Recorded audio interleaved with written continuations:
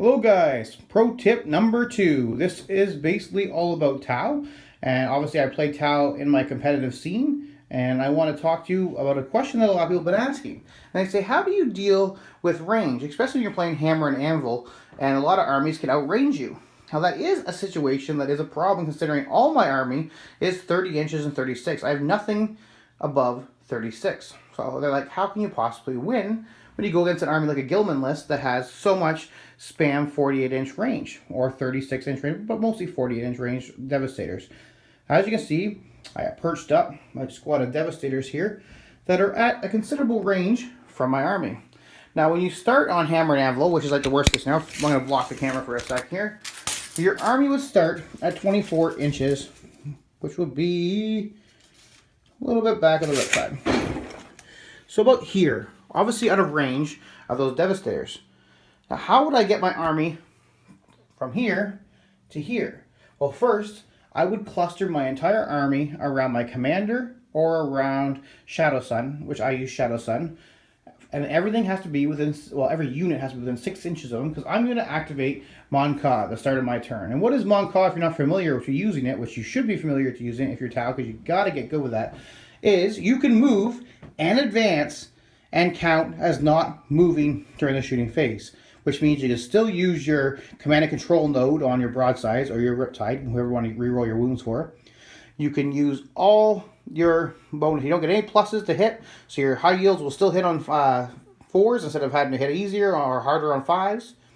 That's amazing. Now, what I would do at the start of my turn, after I declare Mon Ka, is I would have my Ethereal have re-rolling advances for all my guys. The average advance should be 3, especially rolling 2 dice, but you might get a little higher. Now, the Riptide is very fast. It can move 12. I can get, all the way up about here. So I'm already ahead. I want to stay in command range, but I want to stay in drone range. So as long as I can stay in that little bubble, I'm fine.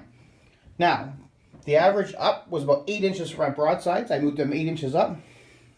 We're now in range not only with high yields, but smart missiles, which means Devastators are going to feel the pain. If we got first turn, they're in trouble. If they got first turn, I would deploy a little bit differently, but still pretty much the same. I would try to find a piece of cover, and when I find this cover, it's going to benefit me in 2 ways. If you're playing an ITC tournament, or pretty much around the same, the first level of terrain blocks line of sight. It's to stop arguing and fighting about a little peephole or whatever issue that might come up. It's just the first level blocks line of sight. So even though there's windows there, you can't fire through. It's just to simplify in a tournament so there's no arguing, even though there is some arguing, but that makes it a lot more simple. You cannot hide your Riptide behind there because he's so big, but I would still cluster everything in this little huddle. I might sacrifice, 3 or 4 inches in range. I might set my high yields in, but I'm going to tuck everything in there so that Devastator squad cannot even shoot my broadsides, my shield drones, and everything else in there because I'm tucked behind that first level. And then I'm going to advance on my turn, and bam.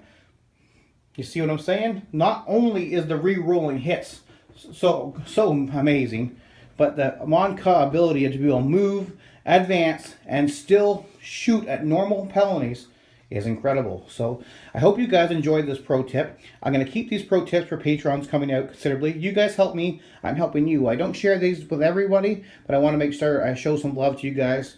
Thanks again. Please enjoy.